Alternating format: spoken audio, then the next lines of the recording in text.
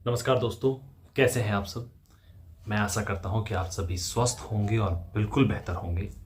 जैसा कि आप सभी जानते हैं कि एसएससी जेएसटी के लिए एसएससी ने ऑप्शन फॉर्म दे दिया है, यानी कि वो घड़ी आ गई है जब आपको डिपार्टमेंट का सिलेक्शन करना है, डिपार्टमेंट का चुनाव करना है कि आप किस डिपार्टमेंट को पहले रखें और किसे बाद में।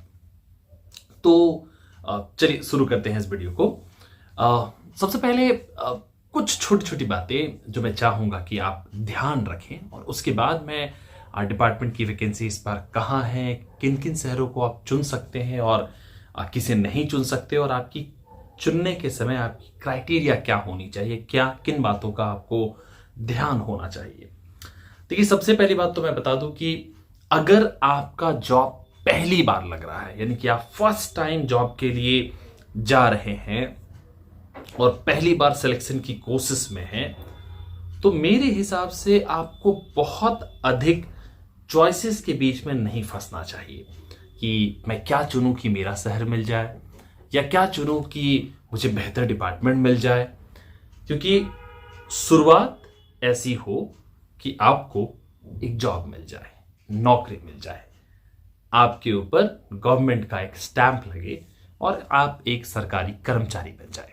तो ये मतलब जो उपलब्धि है, सबसे पहले इसके विषय में सोचे। ओके, दूसरी बात, अगर आपका स्कोर 290 प्लस जाने वाला है, यानी कि अगर आपको लगता है कि मेरा स्कोर कम से कम 290 तो क्रॉस करने ही वाला है, और अगर बिल्कुल एश्योरिटी है कि 300 क्रॉस करने वाला है, तो फिर आप डिपार्टमेंट सिलेक्शन, चॉइस सिलेक्शन और सिटी सिलेक्शन के लिए बिल्कुल फोकस्ड हो सकते हैं, और आपको लगभग आपके चुने हुए टॉप 1 2 3 के अकॉर्डिंग आपको चॉइस मिल जाएगा जहां भी आप चाहते हैं।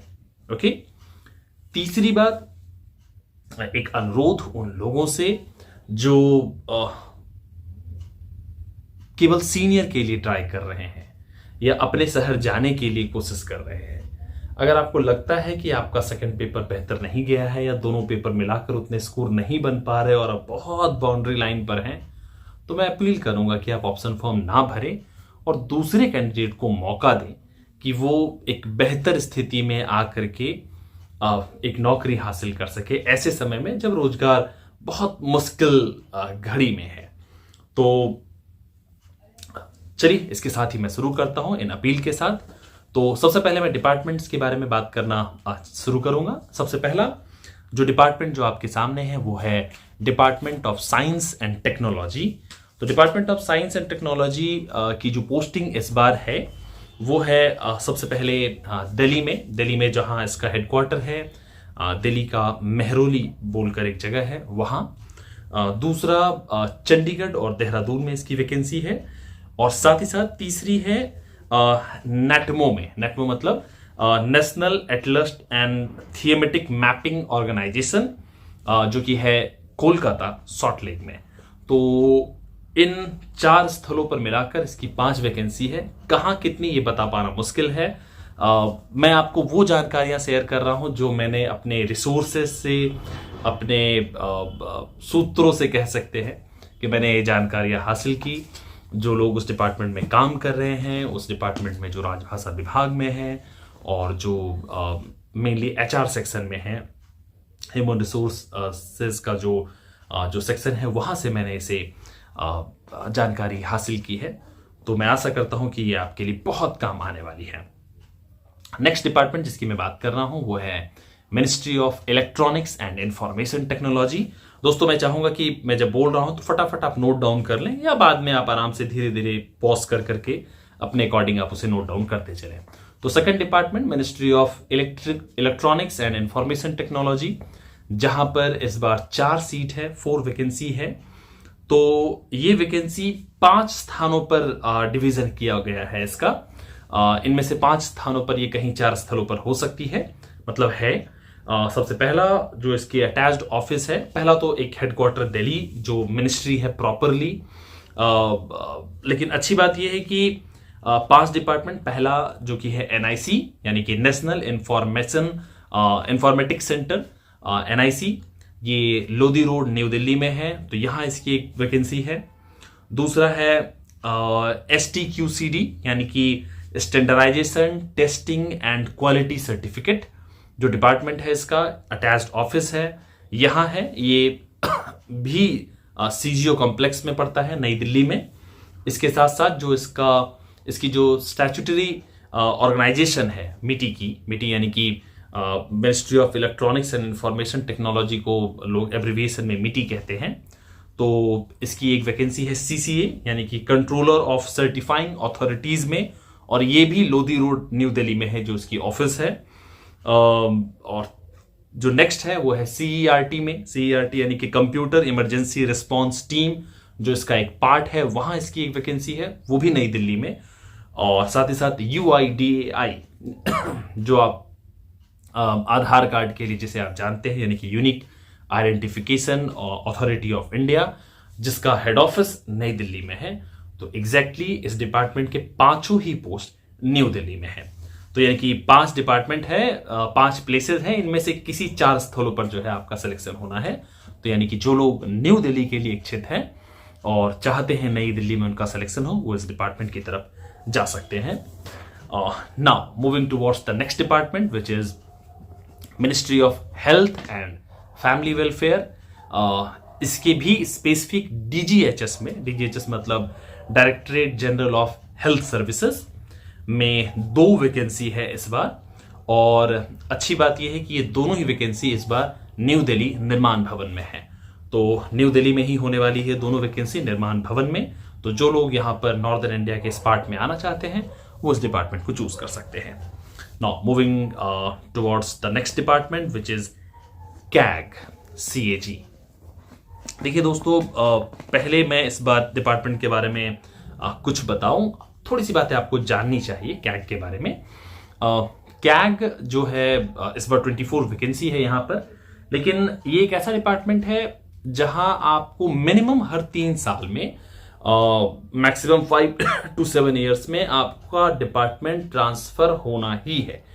तय है कि आपको एक डिपार्टमेंट से ट्रांसफर करके दूसरे सिटी भेज दिया, मतलब डिपार्टमेंट ट्रांसफर, सॉरी मैं रॉन्ग वर्ड यूज कर रहा, सिटी ट्रांसफर, मतलब आप मिनिमम 3 साल और मैक्सिमम 7 ईयर्स में आपको एक शहर से दूसरे शहर जाना ही पड़ेगा अगर आप CAG में जा रहे हैं। तो जिन लोगों को हिंदुस्तान के अलग अलग शहरों में रहने का एक्सपीरियंस चाहिए या फिर जो रहना चाहते हैं उसे एक्सप्लोर करना चाहते हैं, उनके लिए डिपार्टमेंट बहुत अच्छा है।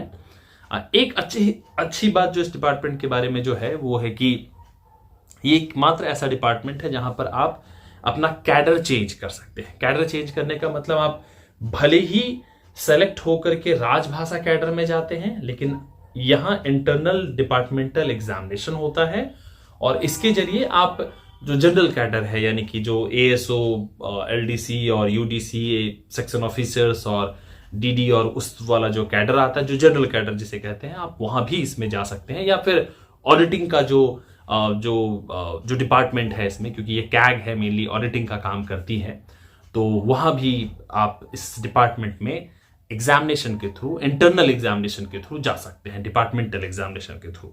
तो यहां अच्छी बात है। और इसकी जो मुख्य वैकेंसी है, मूलतः कुछ वैकेंसी इसकी दिल्ली में है 24 को, लेकिन एग्जैक्ट मैं नंबर नहीं बता पा रहा हूं आपको, मैं कुछ सिटीज बता पा रहा हूं क्योंकि इसकी एग्जैक्ट जानकारी मिल पाना थोड़ी सी मुश्किल बात हुई। पटना में कुछ वैकेंसी है, उड़ीसा यानी कि भुवनेश्वर में कुछ वैकेंसी है।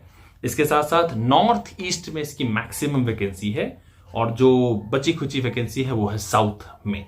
तो आप लगभग अनुमानतः देख लें कि नॉर्दर्न इंडिया में इसकी वैकेंसी कम है, जो एक मैंने कहा पटना में पता है, उड़ीसा में है, न्यू दिल्ली में है कुछ, उसके साथ साथ मैक्सिमम वैकेंसी इसकी नॉर्थ ईस्ट और कुछ साउथ में। तो कुल मिलाकर CAG को इस तरह से आपको समझने की आवश्यकता है।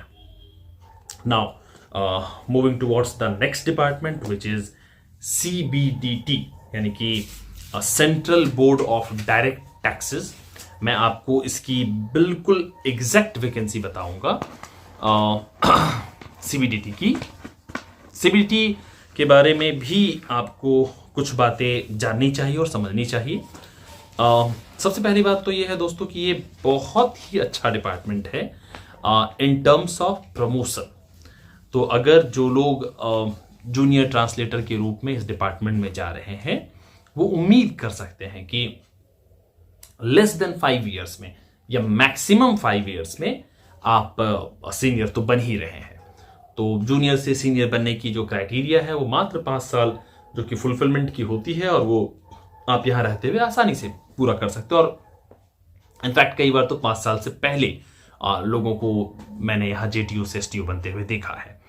मेरे कुछ परिचित हैं जिन्हें मैं जानता हूं, उनका भी कुछ इसी प्रकार से हुआ कि लेस देन 5 ईयर्स में वो जेटीयू से एसटीयू यहाँ बने हैं। तो इन टर्म्स ऑफ प्रमोशन ये काफ़ी अच्छा डिपार्टमेंट है। तो आप जब इस डिपार्टमेंट की फुलफिलिंग कर रहे हैं तो आप इसे जरूर कंसिडरेशन में रखें, which is a very good department. और इस बार इसकी वैकेंसी भी काफ़ी अच्छी है। वैकेंसी है 37, जिसमें जनरल 15 और बाकी आप ऑप्शन फॉर्म में देखेंगे। मैं आपको स्पेसिफिक बता रहा हूं कि कहां कहां इसकी वैकेंसी इस बार है, तो हो सकती है या फिर लगभग तय है। सबसे पहला है अहमदाबाद में 2 वैकेंसी है। उसके बाद है और 2 वैकेंसी भुवनेश्वर में। नेक्स्ट है इसकी 6 वैकेंसी चंडीगढ़ में, तो चंडीगढ़ में बड़ी वैकेंसी है इसकी। नेक्स्ट है इसकी दिल्ली में भी इसकी टोटल 5 वैकेंसी है। नेक्स्ट है इसकी गुवाहाटी में 1 वैकेंसी, 2 वैकेंसी इसकी है हैदराबाद में। इसके अलावा है जयपुर में 3 वैकेंसी है इसकी, कानपुर में 4 वैकेंसी है। नेक्स्ट कोच्चि यानी कि केरल में इसकी 2 वैकेंसी है। इसके अलावा कोलकाता ये डबल डायरेक्टरेट को मिलाकर है, यानी कि पश्चिम बंगाल एंड सिक्किम दोनों को मिला करके इसकी 4 वैकेंसी है। ये हमेशा जब भी कोलकाता की वैकेंसी काउंट होती है सीबीडीटी, तो 2 स्टेट को काउंट मिला करके, सिक्किम एंड कोलकाता, तो वहां इसकी 4 वैकेंसी है। इसके अलावा उत्तर प्रदेश के लखनऊ में इसकी 3 वैकेंसी है। नेक्स्ट मुंबई में इसकी 1 वैकेंसी है। नागपुर में भी इसकी 1 वैकेंसी है। और बिहार और झारखंड ये भी कंबाइंड वैकेंसी के तहत काउंट होता है, यानी कि 1 वैकेंसी पटना में है और 1 वैकेंसी रांची में है।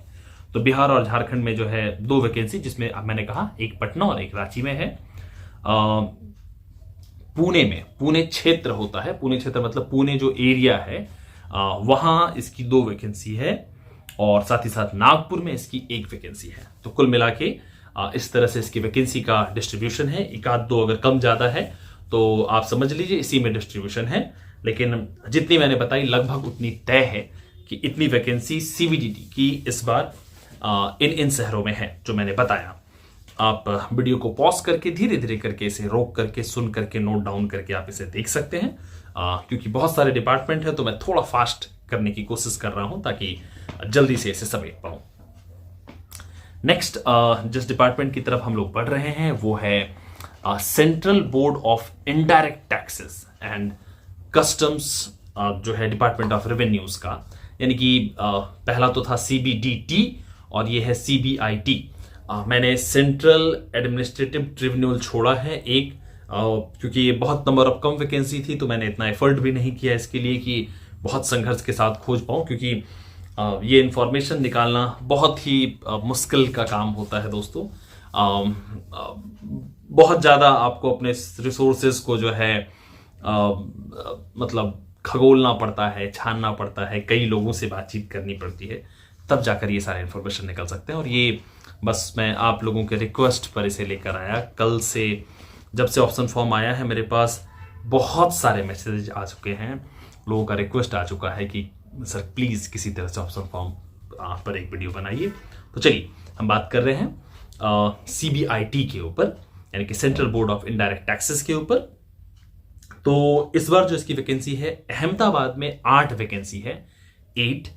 बैंगलोर में 4 वैकेंसी है, भोपाल में 3 वैकेंसी है, इसके साथ साथ चंडीगढ़ में 1 वैकेंसी है, चेन्नई में 7 वैकेंसी है, 7, दिल्ली में 2 वैकेंसी है, हैदराबाद में 1, जयपुर में भी 1 वैकेंसी है, कोलकाता में 2 वैकेंसी है, लखनऊ में भी इसकी 2 वैकेंसी है, मेरठ में इसकी 1 वैकेंसी है, मुंबई में 16 वैकेंसी है, नागपुर में 2, पंचकुला में 2 वैकेंसी है, पटना में 1 वैकेंसी है, पुणे में 7 वैकेंसी है, शिलोंग में जो नॉर्थ ईस्ट में जाना चाहते हैं शिलोंग में 4 वैकेंसी है, और तिरुवनंतपुरम यानी कि केरल में 3 वैकेंसी है, त्रिची में भी 3 वैकेंसी है, वडोदरा में इसकी 4 वैकेंसी है, विशाखापट्टनम में इसकी 2 वैकेंसी है, और वाइजैक में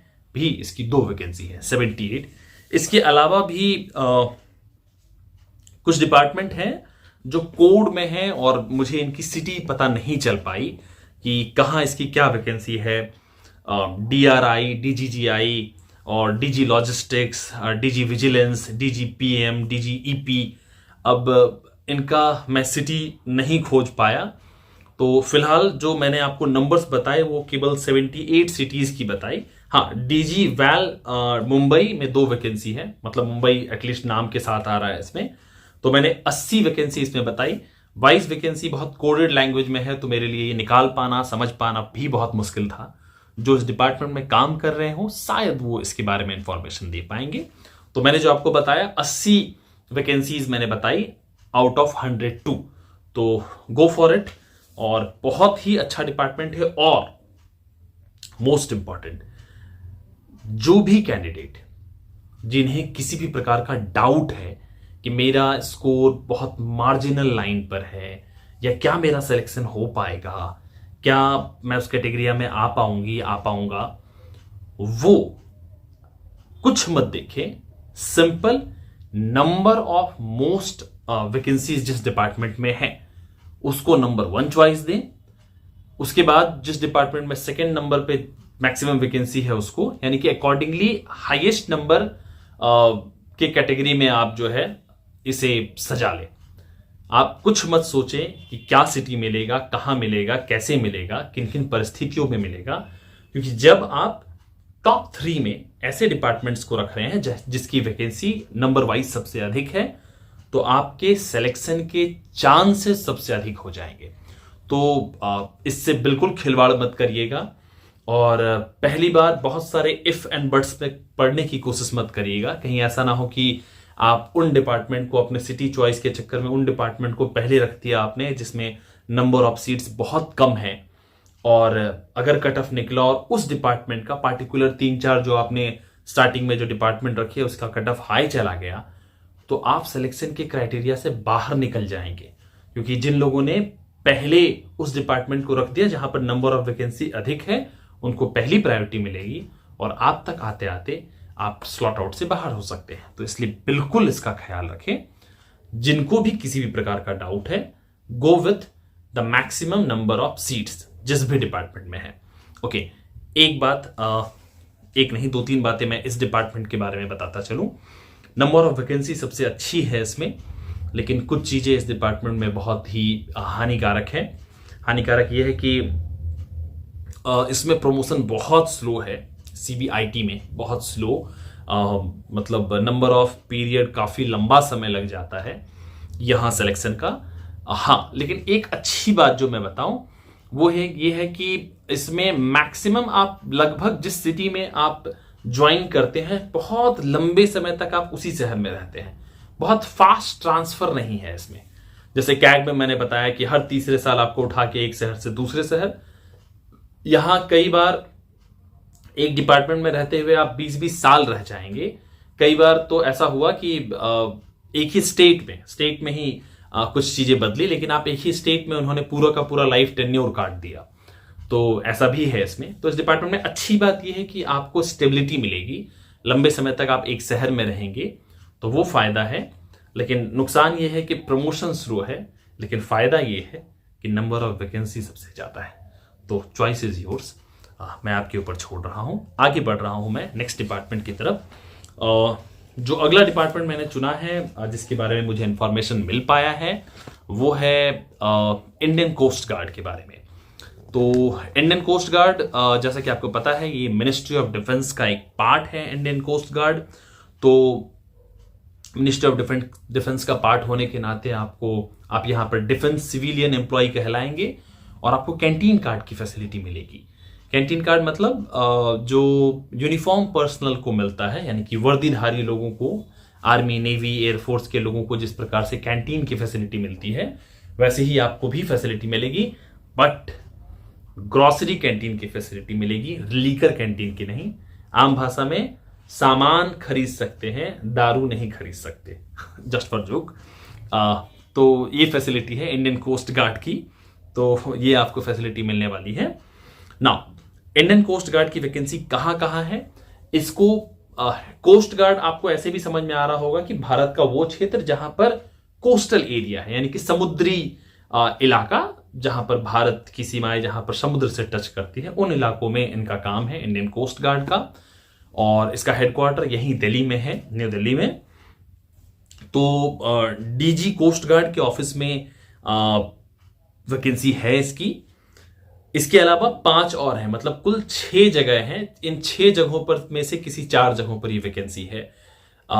एग्जैक्ट बता पाना मुश्किल है, लेकिन इन्हीं 6 में से 4 हैं। वो जगह मैं आपको बता रहा हूं। नॉर्थ वेस्ट में गांधीनगर में इसकी वैकेंसी बन सकती है, वेस्ट में मुंबई में इसकी वैकेंसी बन सकती है, ईस्ट में चेन्नई में इसकी वैकेंसी है, नॉर्थ ईस्ट यानी कि कोलकाता में इसकी एक वैकेंसी है, और Andaman and Nicobar port Blair में इसकी एक वैकेंसी है। तो कुल मिलाकर ये 6 प्लेसेस मैंने बताए इंक्लूडिंग दिल्ली। इन 6 स्थलों में से किसी 4 स्थलों पर आपको जो है वैकेंसी मिलने वाली है। कुछ बातें इस डिपार्टमेंट के बारे में, इसमें भी प्रमोशन काफी स्लो है। दूसरा, लगभग लाइफ टाइम आप एक ही एरिया में रहते हैं, मतलब जिस भी जोन में आपका सिलेक्शन हो गया, अगर मान लीजिए कि आप नॉर्थ वेस्ट में हो गया तो लगभग आप मान लीजिए कि आप ताउम्र नॉर्थ वेस्ट में रहेंगे। अगर किस्मत ठीक ठाक रही तो फिर आप एक बार हेडक्वार्टर आएंगे, यानी कि न्यू दिल्ली आ सकते हैं, अदरवाइज आप नॉर्थ वेस्ट में रहेंगे। या अगर वेस्ट में हो गया यानी कि मुंबई में हो गया तो लगभग आप मुंबई में रहेंगे। अगर आप नॉर्थ ईस्ट यानी कि कोलकाता में हो गया तो आप लगभग ताउम्र वहीं रहने वाले हैं। कुछ इस तरह से इस डिपार्टमेंट का जो है सिनेरियो चलता है। नेक्स्ट जो डिपार्टमेंट है वो है मिनिस्ट्री ऑफ डिफेंस, AFHQ, जहां पर सिंगल वैकेंसी है। क्योंकि AFHQ मेरा पैरेंटल कैडर है, तो AFHQ में इस बार एक वैकेंसी है, सिंगल वैकेंसी। अच्छी बात इसमें यह है कि इसमें भी आप डिफेंस सिविलियन कहलाते हैं और यहाँ पर आपको कैंटीन की फैसिलिटी मिलेगी और लाइफ टाइम आप दिल्ली में रहेंगे।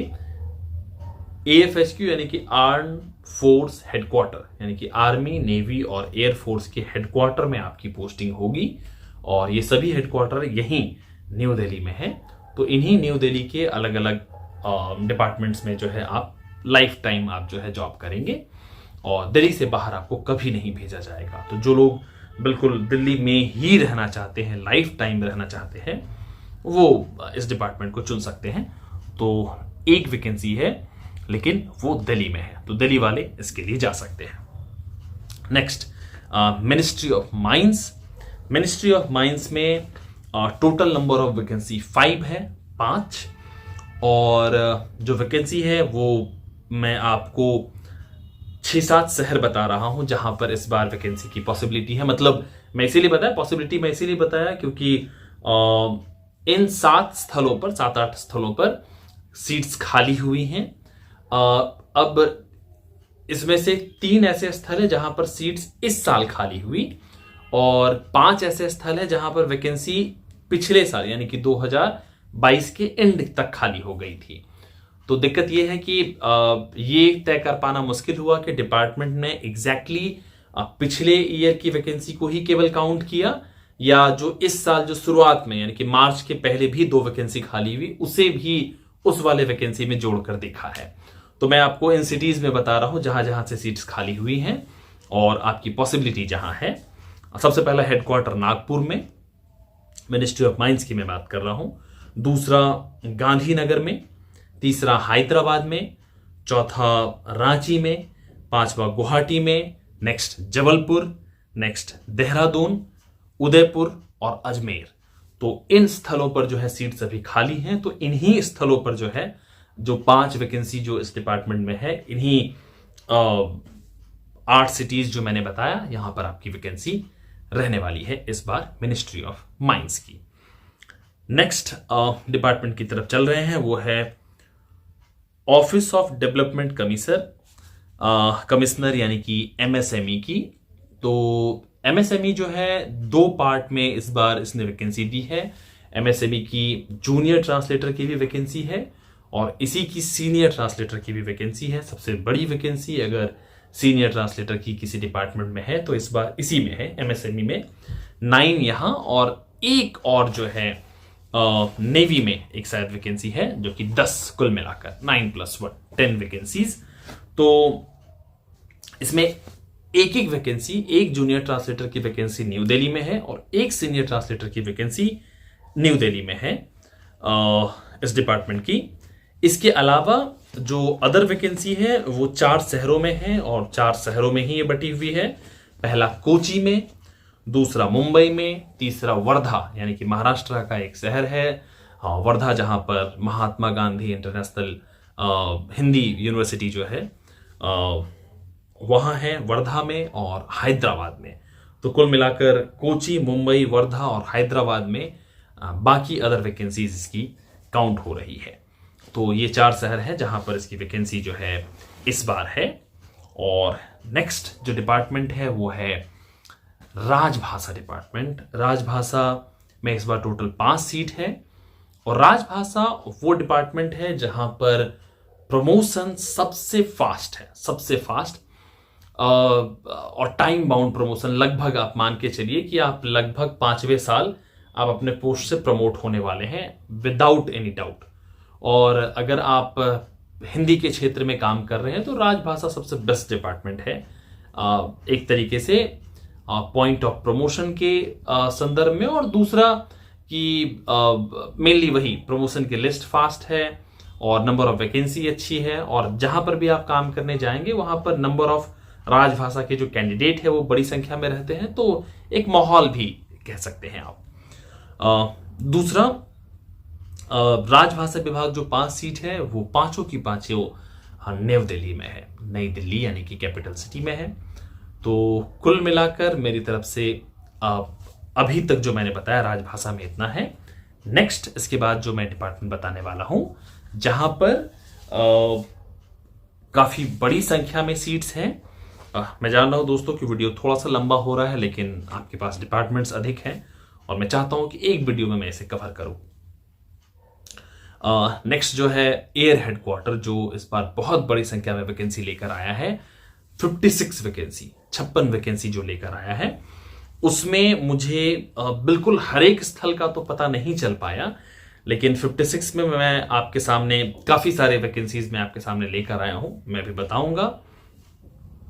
और मैं एक बात पहले क्लियर कर दूं, ये कहने को तो एयर हेडक्वार्टर है और एयर हेडक्वार्टर दिल्ली में है। दिल्ली के 2 स्थलों पर, पहला उद्योग भवन में और दूसरा आरके पुरम में, दिल्ली के 2 स्थलों पर है एयर हेडक्वार्टर का पार्ट। लेकिन एयर हेडक्वार्टर में कभी भी एयर हेडक्वार्टर में ये जूनियर ट्रांसलेटर्स एयर हेडक्वार्टर में नहीं बैठते हैं। ये एयर फोर्स के डिफरेंट यूनिट्स में इनकी पोस्टिंग होती है, अलग अलग जहां पर भी इनके जो यूनिट्स हैं ऑल ओवर इंडिया में वहां इनकी पोस्टिंग होती है। तो ये भ्रम में ना रहे, एयर हेडक्वार्टर में किनकी पोस्टिंग होती है वो जो मैंने पहले बताया था, एएफएचक्यू में जो लोग काम करते हैं यानी कि आर्म फोर्स हेडक्वार्टर में जो लोग काम करते हैं उस 2 बिल्डिंग में, यानी कि जो उद्योग भवन न्यू दिल्ली में है और आरके पुरम न्यू दिल्ली में है, यहां वो लोग बैठते हैं जिनका सिलेक्शन एएफएचक्यू में होता है, आर्म फोर्स हेडक्वार्टर में होता है। और जिनका सिलेक्शन एयर हेडक्वार्टर में होता है ये एक्चुअली में ये वैकेंसीज होती है एयरफोर्स के डिफरेंट यूनिट में जो ऑल ओवर इंडिया में फैले हुए हैं। तो चलिए मैं आपको बताता हूं ये वैकेंसी कहां कहां है, प्लीज नोट डाउन। पहला है देहरादून में 1 वैकेंसी है। नेक्स्ट है वडोदरा में, यहां पर भी 1 वैकेंसी है। दूसरा है श्रीनगर में, यहां भी 1 वैकेंसी है। नेक्स्ट है जोरहाट, असम में 1 वैकेंसी। तेजपुर भी असम में है, वहां पर भी 1 वैकेंसी। नेक्स्ट है ओझर महाराष्ट्र में पड़ता है, यहां भी 2 वैकेंसी है। नेक्स्ट है चंडीगढ़ में, यहां 1 वैकेंसी है। दूसरा है कलाईकुंडा वेस्ट बंगाल में, खड़गपुर जहां है वेस्ट बंगाल के खड़गपुर में पड़ता है, जहां आईआईटी खड़गपुर आप जानते होंगे, बिल्कुल वहीं कलाईकुंडा में 1 वैकेंसी है। इसके अलावा पालम यहीं नई दिल्ली में एक जगह है, जहां एयरपोर्ट है लगभग उसके आसपास, वहां एक वैकेंसी है पालम में। नेक्स्ट है छबुआ। छबुआ असम में पड़ता है, डिब्रूगढ़ जहां है, डिब्रूगढ़ डिस्ट्रिक्ट में ही एक जगह है छबुआ, वहां एक वैकेंसी है। नेक्स्ट है बरेली, बरेली में एक वैकेंसी है। इसके अलावा है गोरखपुर में एक वैकेंसी है सिंगल। इसके अलावा एक वैकेंसी है पठानकोट में, ये सिंगल वैकेंसी है दोस्तों, पठानकोट में एक वैकेंसी है। इसके बाद गुवाहाटी में एक वैकेंसी है। इसके बाद एक वैकेंसी और है मैसूर में। नेक्स्ट है जोधपुर में एक वैकेंसी है। उसके बाद है नाल, बीकानेर, राजस्थान में एक वैकेंसी है। इसके बाद है पहालोडी, पहालोडी भी राजस्थान में एक जगह है, वहां एक वैकेंसी है। इसके अलावा है उतलई यानी कि बाड़मेर में एक वैकेंसी है राजस्थान में। इसके अलावा रेस कोर्स यानी कि नई दिल्ली में 2 वैकेंसी है। इसके अलावा जैसलमेर में 2 वैकेंसी है। इसके अलावा 2 वैकेंसी है बिहार के पटना के पास एक जगह है एयरफोर्स स्टेशन बिहटा, बिहटा में 2 वैकेंसी है। तो कुल मिलाकर मैं 56 में से इतनी ही वैकेंसी आपके लिए खोज कर निकाल कर ला पाया। बाकी खोज पाना बहुत यूनिफाइड, बहुत कोडेड होता है ये, तो it's such a difficult task. तो जो जानकारी मैं अपने सोर्सेज से निकाल कर आपके लिए लेकर आ पाया वो ये था। और इस जानकारी को निकालने में मेरी एक पर्सन ने काफ़ी हेल्प की, जो पिछले साल एसटीओ के रूप में ज्वाइन किया है उन्होंने एयर हेडक्वार्टर में ही। मैं नाम नहीं बताना चाहूँगा फिलहाल। तो उन्होंने काफ़ी मदद की मेरी। तो इन तमाम सोर्सेस के साथ मैं आपके लिए वैकेंसी लेकर आ पाया हूँ। इसके अलावा अगर ऑप्शन फॉर्म भरने में आपको किसी भी तरह की कोई दिक्कत होती है आप मुझसे बात कर सकते हैं। और ये मैं कहूँगा कि कोई भी कॉलम खाली ना छोड़े, आप सभी कॉलम को फुलफिल करें। अगर सीनियर के लिए केवल रख रहे हैं तो आप सीनियर को भरें, और अगर आप चाहते हैं कि दूसरे बच्चों का सीट खराब ना करें तो केवल सीनियर भर के आप छोड़ दें। जो केवल सीनियर के लिए ट्राई कर रहे हैं वो कॉलम खाली रख सकते हैं। इससे फायदा ये होगा कि अगर आप सीनियर चाहते हैं आपको सीनियर मिला, अगर नहीं मिला तो आप दूसरे पोस्ट में किसी की भी पोस्ट को बर्बाद नहीं करेंगे। तो ये उनके लिए सलाह है इंपॉर्टेंट। और जो जूनियर्स हैं वो बिल्कुल सिलसिलेवार तरीके से ऊपर से लेकर जिस डिपार्टमेंट में एक भी वैकेंसी है उसे जरूर भरे, ताकि वो पूरा का पूरा जो है फुलफिल हो पाए। तो मेरी तबीयत बहुत सही नहीं है, मैं फिर भी आपके लिए वीडियो लेकर आ रहा हूं। तो मेरी तरफ से इस वीडियो में इतना ही। आशा करता हूं कि इससे आपको काफी मदद मिलेगी। और अगर आपके कोई सवाल हैं तो आप मेरे इंस्टाग्राम का जो हैंडल है आप इस पर मुझसे सवाल पूछ सकते हैं। आप किसी भी तरह के प्रश्नों का, और साथ ही साथ चाहे तो इस यूट्यूब वीडियो के कमेंट्स में भी मुझसे सवाल पूछ सकते हैं। मैं प्रयास करूंगा कि आपके तमाम सवालों का आंसर दूंगा, ठीक है। और मैं कोशिश करूंगा कि आने वाले समय में मैं आपके लिए जल्द से जल्द कुछ और बेहतर वीडियो लेकर आऊं। और एक वीडियो जो कि एक बहुत इंपॉर्टेंट इंफॉर्मेशन जल्दी ही एसएससी करने वाली है, मैं उस इंफॉर्मेशन को पुख्ता करके जल्दी ही आपके बीच लाने वाला हूं। तो फिलहाल के लिए मेरी तरफ से बहुत बहुत शुक्रिया और all the best for your selection. Good luck. Thank you so much. नमस्कार।